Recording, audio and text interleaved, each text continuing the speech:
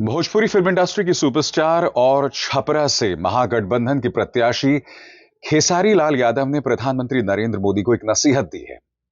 बकौल खेसारी लाल यादव, मैं आपकी इज्जत करता हूं, मगर हर बार जब आप बिहार का नाम लेते हैं तो आप जंगल राज शब्द का इस्तेमाल क्यों करते हैं? और कहीं ना कहीं दोस्तों, इसमें दोहरे मापदंड भी हैं, क्योंकि आप जानते हैं किस तरह से दुलार चंद यादव की हत्या कर दी गई, किस तरह से एक एएसआई की गर्दन रेत दी गई, और ये पिछले 24 घंटों में, 24 से 48 घंटों में हुआ है। सबसे बड़ी बात, घोषणा पत्र रिलीज होता है, तमाम लोग मंच पर होते हैं, मगर बगैर सवालों का जवाब दिए वहां से निकल जाते हैं। अब तक भारतीय जनता पार्टी गठबंधन ने इस सवाल का जवाब नहीं दिया कि क्या नीतीश कुमार आपके मुख्यमंत्री का चेहरा हैं? और सबसे बड़ी बात, जिस जंगल राज का जिक्र करते हैं प्रधानमंत्री नरेंद्र मोदी, वो जंगल राज अब रिस रहा है। जी हां, वो भी चुनावी मौसम में। यही सवाल खेसारी उठाते हैं। खेसारी प्रधानमंत्री को नसीहत देते हैं कि जब आप जंगल राज का जिक्र बार बार करते हैं तो कहीं ना कहीं आप बिहार को बदनाम कर रहे हैं, और जब आप बदनाम कर रहे हैं तो बिहार में निवेश कौन करेगा, इन्वेस्ट कौन करेगा? सुनिए खेसारी ने प्रधानमंत्री को क्या नसीहत दी। 15 साल से केंद्र में सरकार उनका है, 20 साल से बिहार में है। उसके बावजूद भी बिहार के लोगों को एक रोजी रोजगार, एक बेहतर यूनिवर्सिटी या एक बेहतर कॉलेज या एक बेहतर अस्पताल क्यों नहीं मिला? लोग पलायन का इतना पलायन है कि आप सोच नहीं सकते। वो सिर्फ हमें ट्रेन क्यों देते हैं, हमें फैक्ट्री क्यों नहीं देते, हमें अपने परिवार में रहने क्यों नहीं देते? वो हमेशा से ट्रेन पास करते हैं कि आप लोग अब सुविधा से जाइए और सुविधा से आइए। आप अपने गुजरात को कितना बेहतर बनाए। मैं चाहता हूं कि गुजरात का आधा ही बना दीजिए हमारे बिहार को। हमें चुनाव लड़ने की जरूरत ही नहीं है। आप बेहतर करो ना, हम आपके साथ हैं, हमें कोई दिक्कत नहीं है। क्योंकि बेहतर जब तक बिहारी नहीं रहेगा तो हम यहाँ के रह के एक बेहतर नागरिक हम कैसे कहलाएंगे? आपके मुंह से मुझे शोभा नहीं देता कि एक कितने बड़े अहदा पे हैं हमारे माननीय प्रधानमंत्री जी, और वो जब जंगल राज की बात करते हैं ना तो मुझे खुशी नहीं दुख होता है कि हमारा जंगल राज उतना बड़ा नहीं था जितना आप लोगों ने बना दिया उसको। पूरी दुनिया के नजर में एक इतने बड़े अहदा पे होने के बाद आपने बिहार को लोगों को ऐसे, क्योंकि अब पूरी दुनिया तो यही समझती है ना कि बिहार एक जंगल राज है। यहाँ कोई भी फैक्ट्री लगाने से डरता है, आज भी डरता है, क्योंकि अपने नेताओं के मुंह से ही सुनता है कि जंगल राज है। तो इसलिए सर कहीं ना कहीं फैक्ट्री लगाने वाले भी व्यापारी कहते हैं कि नहीं यार वो जंगल राज है। कम से कम 20 साल से आपकी सरकार है तो आज भी जंगल राज है, तो फिर आपने बदला क्या है इसको? आपने दिया क्या है बिहार को?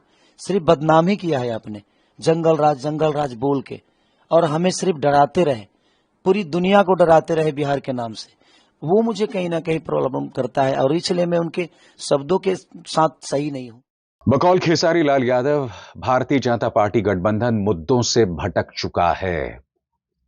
खेसारी कहते हैं कि हम नौकरी की बात करते हैं, हम मुद्दों की बात करते हैं, मगर वहां से सिर्फ 2 या 3 चीजें सुनाई देती हैं। या तो जंगल राज, जिसका इतिहास बहुत पुराना है, या फिर हिंदू मुस्लिम करना, जिससे माहौल बिगड़ता है। सुनिए खेसारी क्या कहते हैं। ठीक है, 2 करोड़ नहीं देंगे, 50 लाख देंगे ना।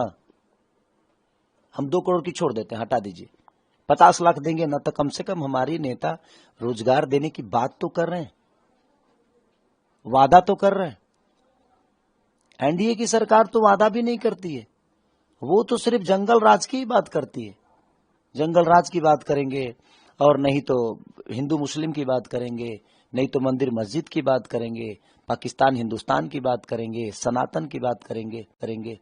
वो सिर्फ बात करेंगे, और बात भी करेंगे आपके जीवन से अलग, जिससे हमारा जीवन चलना चाहिए, जिससे हमारा जीवन चलता है, चाहे जिससे जीवन हम जी सकते हैं, उस पर कोई बात नहीं होती है।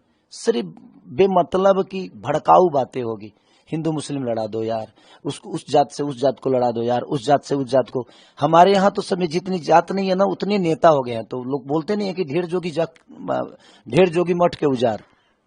हर जाति का एक नेता बन गया है। आप सर इतना बेहतर कर दो ना कि दुनिया आपके लिए जाति ना देखे। अगर आप बेहतर इंसान बनोगे और बेहतर अगर कर जाओगे, अगर कल मैं छपरा के लिए बेहतर कर गया थोड़ी देर के लिए, मान लीजिए, क्या मुझे जात देखकर लोग वोट देंगे? लोगों को विकास चाहिए कि जात चाहिए? लेकिन यहां तो लोगों को भटका देना है कि नहीं जात ही हमारा बेहतर करेगा। नहीं करेगा भाई जात बेहतर। करने के लिए ना इंसान के दिल में श्रद्धा होनी चाहिए किसी के लिए, और जब तक दिल में श्रद्धा नहीं होगा ना किसी के लिए बेहतर आप कैसे कर पाओगे। छपरा को पूरा परिवार बनाना पड़ेगा। अब परिवार में कोई जात नहीं होता है, परिवार होता है वो। और मुझे अपने छपरा को परिवार की तरह बना के चलना है। और मैं चाहता हूं कि हर समुदाय के लोग, उनके लिए शायद मैं अलग कास्ट का हूं, लेकिन मेरे लिए सब लोग मेरे हैं। मैं किस जाति से हूं मुझे पता नहीं, मैं एक इंसान हूं और इंसान के तौर पे ही अपने जीवन को चलाना चाहता हूं। इस बीच दोस्तों, चुनावों में सम्राट चौधरी ने जो नचनिया वाला बयान दिया था वो उग्र हो गया है। उसको लेकर मनोज तिवारी को समझ नहीं आ रहा कि मैं क्या जवाब दूं। ऊपर से लालू प्रसाद यादव की बेटी और महागठबंधन की नेता, आरजेडी नेता रोहिणी आचार्य ने करारा प्रहार किया है भारतीय जनता पार्टी में जो शामिल मनोरंजन जगत से लोग हैं, चाहे वो हेमा मालिनी हो, चाहे मनोज तिवारी हो, चाहे रवि किशन हो। वो सवाल पूछ रही हैं कि इस तरह से कैसे अपमान किया जा सकता है इन लोगों का, जिनका एक बहुत बहुमूल्य योगदान है मनोरंजन जगत में। नचनिया विवाद पर क्या कह रही है रोहिणी आचार्य, सुना जाए। हाँ, तो नचनिया तो बोलवे ना करेंगे, काहे कि उनके पास कौन कौन है भाई। हाँ, मनोज वाजपेयी नाम है ना, मनोज तिवारी, रवि किशन और कौन कौन है, निरहुआ, पवन सिंह, हेमा मालिनी, कंगना रनौत। हाँ, ये सब तो नचनिया ही लोग ना है। और नचनिया जब बोलते हैं उन्हीं के पार्टी में, वही नहीं नचनिया जो इन लोग लेके घूम रहे हैं एनडीए वाले भीड़ इकट्ठा करने के लिए। तो मतलब उन नचनिया लोग को शर्म नहीं आ रहा है कि भैया एक तो आप मेरा चेहरा चमका रहे हैं, आप चारों तरफ भीड़ इकट्ठा करने के लिए, और जनता के बीच में आप हम ही को तमाचा मार दिए। वो लोग नचनिया हैं, वो लोग आर्टिस्ट हैं। हाँ, मतलब उनका भी भारत में योगदान है। हाँ, दिए ना भाई योगदान। जितने भी हमारे आर्टिस्ट लोग हैं, कलाकार लोग हैं, कितनी अच्छी अच्छी फिल्में बनती हैं। हर जगह दो तरह के लोग होते हैं, अच्छे भी होते हैं, बुरे भी होते हैं। अब जैसे भाजपा में सारे बुरे लोग चले गए तो अच्छे हो गए। हाँ, प्रज्वल रेवन्ना रेपिस्ट, मास रेपिस्ट अच्छा हो गया। आशाराम बापू, राम रहीम, ये लोग सारे अच्छे हो गए, है ना। तो ये लोग कैसे, इनको तो विरोध करना चाहिए। हाँ, कि कलाकार को कोई नचनिया बोलेगा, मतलब यही भाषा वो लोग बोलते हैं। वही नचनिया लोग को यूज कर रहे हैं भीड़ इकट्ठा करने के लिए, क्योंकि उनके पार्टी में तो कोई आ नहीं रहा, उनके इलेक्शन में कोई भाषण सुनने के लिए तो आ नहीं रहा। काहे कि ये लोग अपना ठिकरा फोड़ना चाहते हैं। इन्होंने 20 साल से कुछ भी नहीं किया, उसको अब उसको छुपाने के लिए क्या बोलेंगे, तो कभी नचनिया बोलेंगे, कभी जंगल राज बोलेंगे। और जैसे मैंने बताया, मनोज तिवारी को तो समझ ही नहीं आ रहा उसका क्या जवाब दें। सब जानते हैं कि सम्राट चौधरी ने क्या कहा, मगर अब सम्राट चौधरी को बचाने का प्रयास यहां पर मनोज तिवारी कर रहे हैं। सुनिए। नहीं, कोई भी उनको इस तरह का शब्द नहीं बोला है, और ये कुछ लोगों की साजिश है। मैंने सम्राट भाई साहब से बात की, वो कलाकारों का बहुत सम्मान करते हैं, और ये भारतीय जनता पार्टी और एनडीए का मूल भावना है। सबसे ज्यादा आर्टिस्ट कहाँ हैं? वो एनडीए में है। सबसे ज्यादा आर्टिस्ट भारतीय जनता पार्टी में है। इसलिए खेसारी बाबू बिल्कुल चिंता न करें, हम किसी के प्रोफेशन को बहुत बड़ा देखते हैं।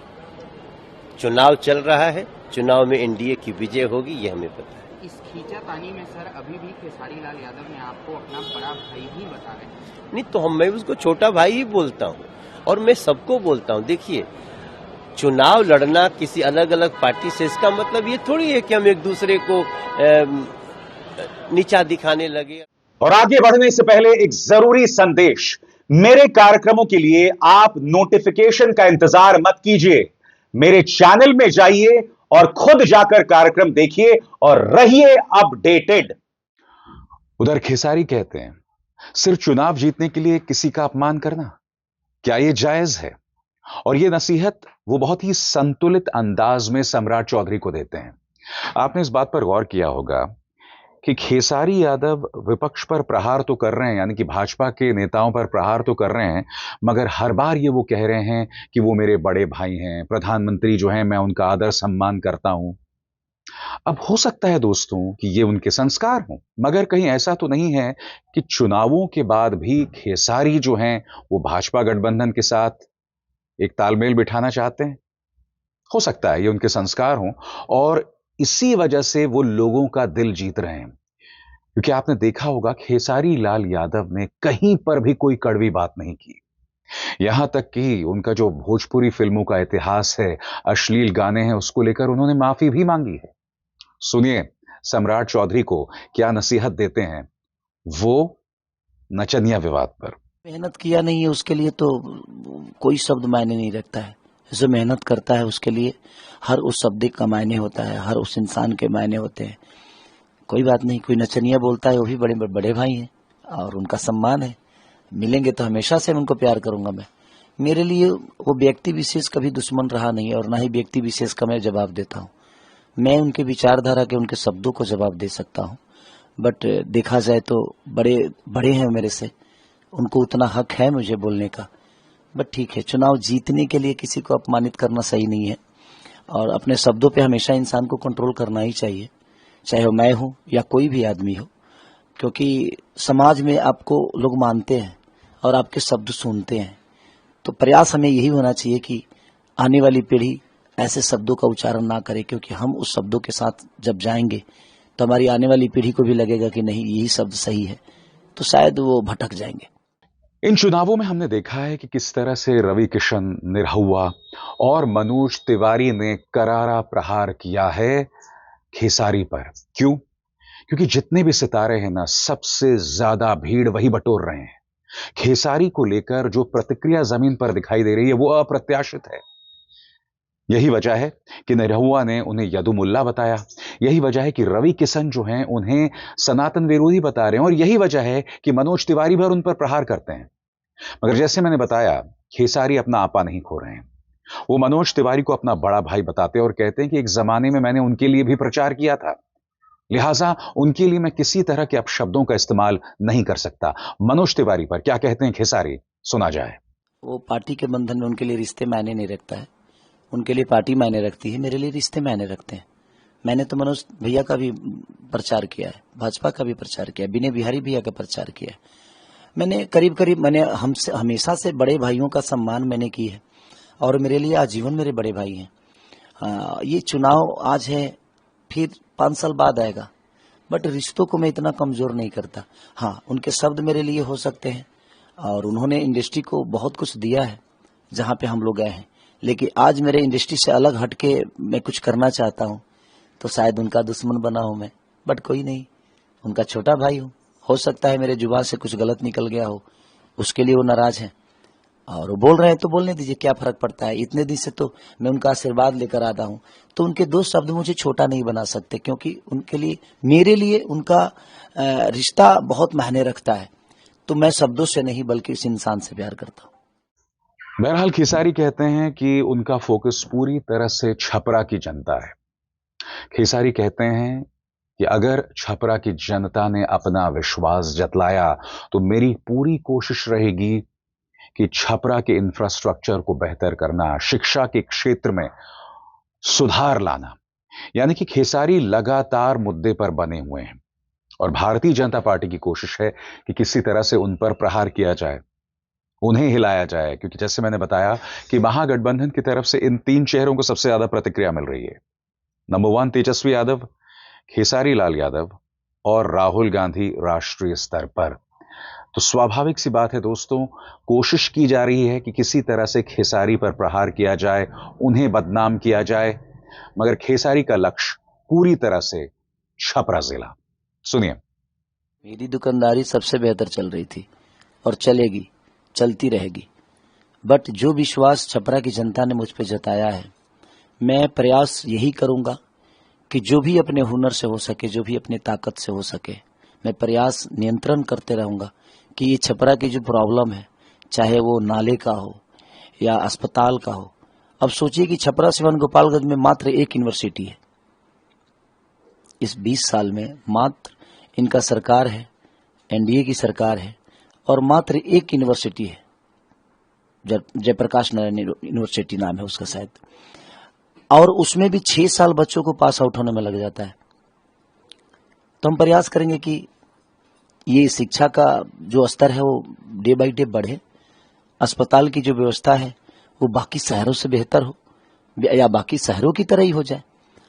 तो हमारा प्रयास रहेगा कि नाला जो पानी का निकासी है उस पर सबसे पहले हमको काम करना है। अपने हुनर से जो हो सकेगा प्रयास करूंगा। छपरा के लोगों से ही पूछूंगा कि हम लोग जो पढ़े लिखे लोग हैं, जो इस विषय को ज्यादा जानते हैं, मैं सबको लेके चलूंगा ताकि वो हमें रास्ता बताए और हम लोग उस रास्ते पे चल के और अपने छपरा को बेहतर दिशा में ले जाए। यकीनन चुनाव दिलचस्प हो गए हैं। भारतीय जनता पार्टी गठबंधन रक्षात्मक मुद्रा में दिखाई दे रही है और उसका जीता जागता प्रमाण कल का वो लम्हा जब उन्होंने अपना घोषणा पत्र जारी किया था। और ये अपने आप में कितनी शॉकिंग बात थी कि मंच पर तमाम नेता थे, नीतीश कुमार, चिराग पासवान, जेपी नड्डा, मगर गठबंधन इस कदर डर गया कि कहीं गठबंधन के अंदर जो विरोधाभास है, जो वो सवाल पूछे जाएंगे तो उनका क्या जवाब दिया जाएगा, लिहाजा सब भाग गए और सम्राट चौधरी को पीछे छोड़ दिया। बमुश्किल वो प्रेस कॉन्फ्रेंस 2 मिनट भी नहीं चला, 1 मिनट 50 सेकंड, और यह अप्रत्याशित है। विपक्ष इस पर लगातार प्रहार कर रहा है, मगर भाजपा को कोई चिंता नहीं है, क्योंकि भाजपा जानता है कि प्रचार तंत्र पूरी तरह से उनके जेब में है। गोदी मीडिया जो करोड़ों घरों तक पहुंचता है, जो 99% घरों तक पहुंचता है, उसने इसका जिक्र तक नहीं किया। मैं फिर आपसे पूछना चाहता हूं, जब महागठबंधन का घोषणा पत्र जारी हुआ था, और आप जानते हैं कि महागठबंधन में कितने विरोधाभास हैं, कई मुश्किलात हैं, मगर फिर भी मंच पर नेता बैठे थे। मगर हमने देखा क्या हुआ था जब भाजपा गठबंधन का घोषणा पत्र जारी हुआ। सब नेता भाग खड़े हुए ये कहते हुए कि सबको चुनावी प्रचार करना है। घोषणा पत्र जारी होने से बड़ी कोई चीज हो सकती है? इसलिए प्रदेश की जनता को मूर्ख बनाना छोड़िए। अभिसार शर्मा को दीजिए इजाजत। नमस्कार।